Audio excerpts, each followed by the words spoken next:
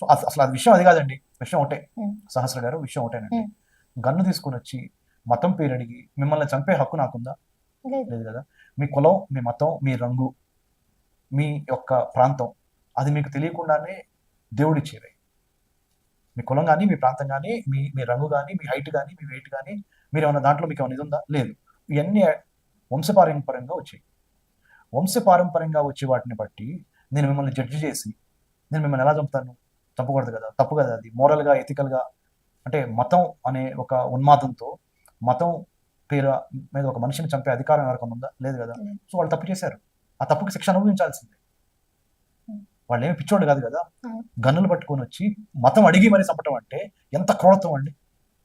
మిమ్మల్ని చంపుతారంటే లేదు, మిమ్మల్ని మహిళలను చంపను, మీరు వెళ్ళి మోడీ గారికి చెప్పాలి, అవును. అందుకని ఆ మాట. వదిలేస్తున్నాను మిమ్మల్ని నేను అని అంటాం. ఎంత దారుణం అండి. ఉమ్, సో దీన్ని మనం ఇప్పుడు కనుక దీన్ని అలుసుగా తీసుకొని లైట్గా యాక్షన్ చూసి చూడనట్టు పోయాం అనుకోండి, ఇవన్నీ ఉగ్రవాదులకు సంకేతం ఇచ్చినట్టేగా. ఎగ్జాక్ట్లీ. సో మీరే ఇప్పుడు ఆన్సర్ చెప్పండి madam. Is it right? No sir. Not at all. So we have to అప్పటికి కూడా నన్ను కూడా చంపండి అని కూడా బతిమలాన్ని కూడా చంపలేదు. చంపలేదు. ఎందుకు? వీళ్ళు మోడీకి చెప్పాలి. ఉమ్, అంటే వాళ్ళ ఉద్దేశం ఏంటంటే చంపితే ఏముందండి, ఒక గోలీతో ఒక బుల్లెట్తో ప్రాణం పోద్ది. కానీ మీ కళ్ళ ముందర మీ భర్తని చంపితే మీరు జీవితాంతం మర్చిపోతారా? మర్చిపోరు. మర్చిపోయాను. అంటే మిమ్మల్ని జీవితాంతం భయపెట్టాలి. టెర్రరిజం అంటే ఏం లేదు, ఒక మనిషిని చంపి 1000 మందిని భయపెడతాం. అంతే. మతం అనే పేరు మీద చంపటం. ఉమ్. సో దాన్ని మనం ఎట్టి పరిస్థితుల్లో సహించకూడదు.